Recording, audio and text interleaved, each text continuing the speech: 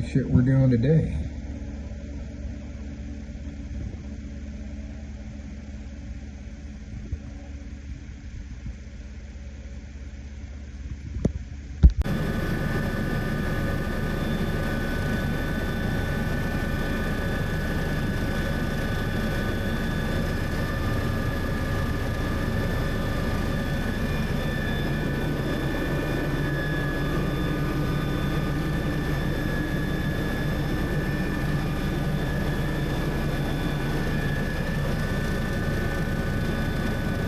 Alright guys, this is after that flight. I think I did take a video, hopefully I remember to put it up before this, of a load, and I'm just flying a helicopter and we're bringing lumber out. This stuff flies terrible. That's what you saw sweeping around in the mirror on that video coming out here. That's the one we just dropped off. That was just in the last video, and then I've got another one over there that I got last night. Got to get the straps off it. And this is it's just a radio site, radar site. This is what they monitor the vessel traffic with, coming in and out of Valdez, all the oil tankers heading down south. Do a pretty good job at keeping everything safe. Let's say oil companies get a bad rap, but these guys do a really good job. They don't cut any corners trying to keep everything safe. Yeah, just an interesting site. It's got a bunch of radios, ice radar. Usually runs on solar. Running on generator right now, and I'll get some video on the way back. I'm not flying a load on the way back, so I can actually kind of run the camera, but these loads are kind of squiggly and they take a lot of dang work to maintain stability, so I really can't shoot much video while I have them. And that's it. Beautiful area. A place out there, Glacier Island, and then Columbia Bay. It's a big old glacier back in there, but the thing's like retreated like 20 miles since 1992. Well, this is Prince William Sound. This is where I work. This is a long, busy day, but you can't really complain about the view when you get here. And like I said, I'll get a nice video from the helicopter on the way back to Valdez. Bye. Somebody will probably have questions. This is a BO-105 helicopter. Probably the worst aircraft in the world for sling loading that's still in existence. That thing laying on the ground is the actual hook, and the aircraft was developed by the German army to kill Russian tanks, and then they started selling it to civilians, and somebody was like, hey, let's put a hook on that thing.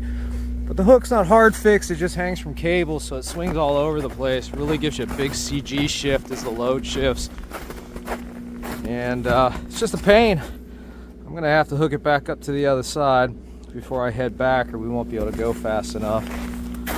And then normally you'd have a mirror in the front so the pilot could see, but because the pitot tube is there, there's the pilot seat. The mirror's 8 feet away from your face and sits at an angle, so it is a challenging aircraft to sling load from. And then the loads that we have, we call them aerodynamic. They'll catch the wind and then blow back and get streamlined and come back forward. And a lot of people hang a parachute off them to try to make them fly better. We don't have one though, at least not one that I'm comfortable enough. We can make like a tarp or something, but I'm afraid that might fall off on people, so we're not going to make up any crap like that. We'll just suffer through the last few loads. Yeah, that's the hook, and then it'll hang onto that cable. That's what I'm fixing to do so we can fly back quickly. If the hook is hanging down, if you don't put it back up, you can only fly 60 knots, or it'll beat the crap out of the belly of the aircraft. So we got to stow it, and then we'll take off out of here that way, and then cut a left. Like I said, we're on a place called Reef Island, and I'll overfly the reef. There's a marker there. I'll run that DJI Osmo and film where the Exxon Valdez ran aground. So they've learned a lot since then. Haven't really cut any corners, so they do a pretty good job. It's a company called Alyeska, which is a company that the oil companies were forced to make to prevent oil spills up here, and they actually take their job really seriously, like I was saying. But beautiful, pristine environment. We'll be getting the boat out here pretty soon. It's almost summertime. I know it don't look like it, but it's getting warm, feeling good. There's water all over the place instead of ice and snow. Happy people right now. Everybody's getting happy. Alrighty, bye-bye. Alright, I'm just going to leave that up on cruise control. I just put the microphone on my life vest. I don't know how well it's going to come in when this aircraft starts making a bunch of noise. And I don't know if I've got enough memory up there to get all the way home without that thing messing up. But let me just go through this checklist right quick and get this thing started. Passenger brief, cab doors, pedals, belts, harnesses, instruments, overhead switches.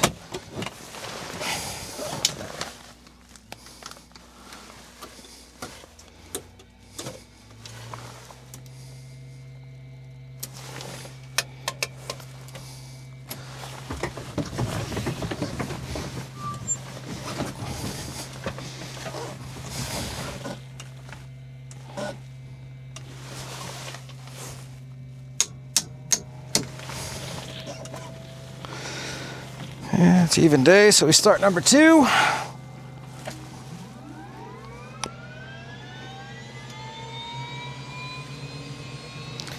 And CRT less than 150.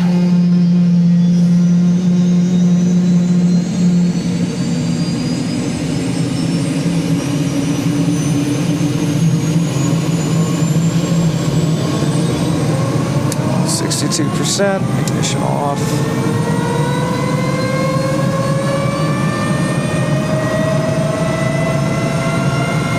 40%, generator on.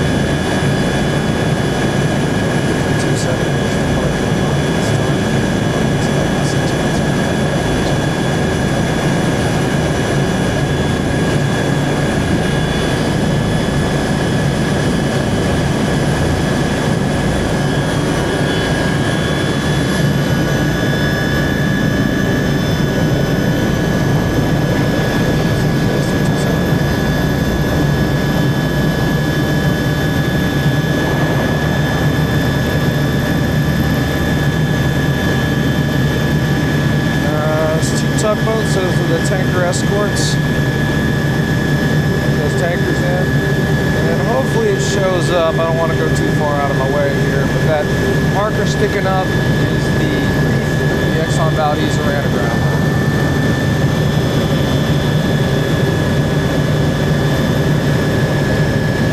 Big old reef.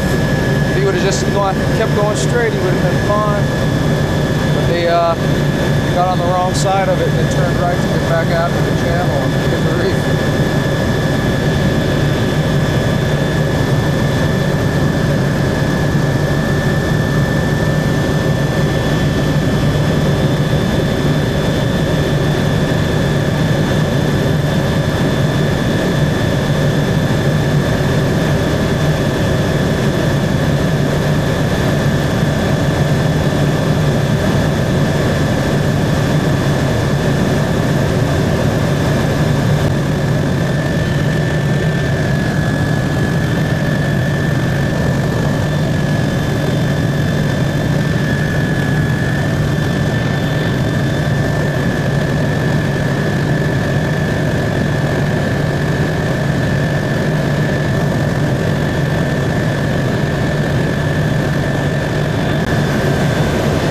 to squeeze the trigger when you talk in the helicopter, so it's kind of messing me up. Every time I talk, I want to squeeze the trigger, but then it'll go out over the radio.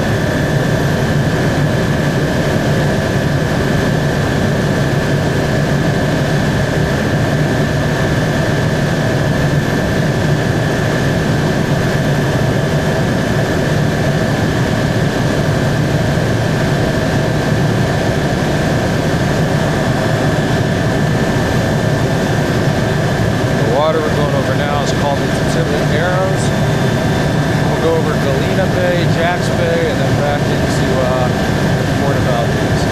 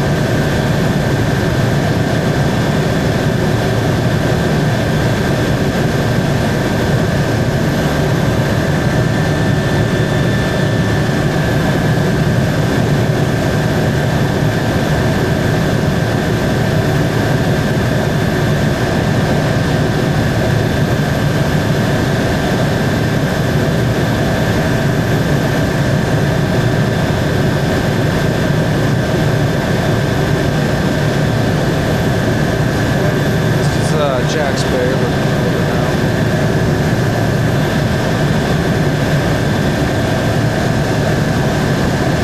Sailboat down there.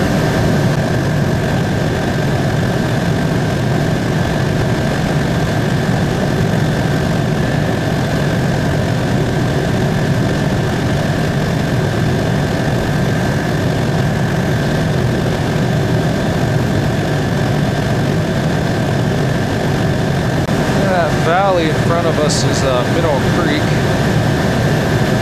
Some strong winds dumping out of there sometimes.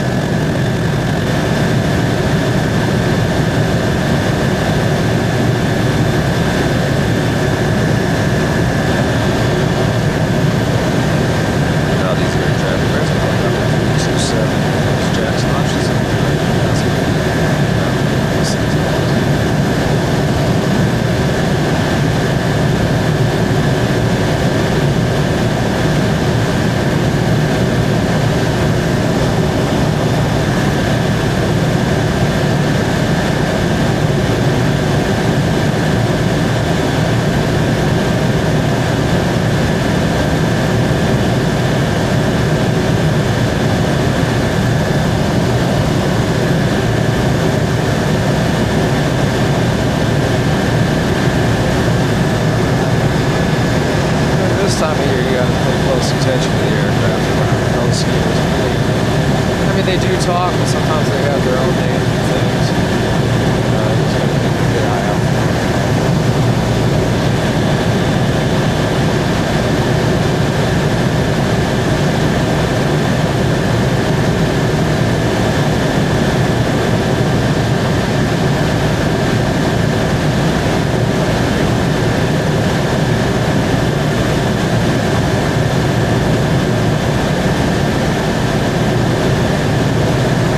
Pick up another load and do it all again, all day long.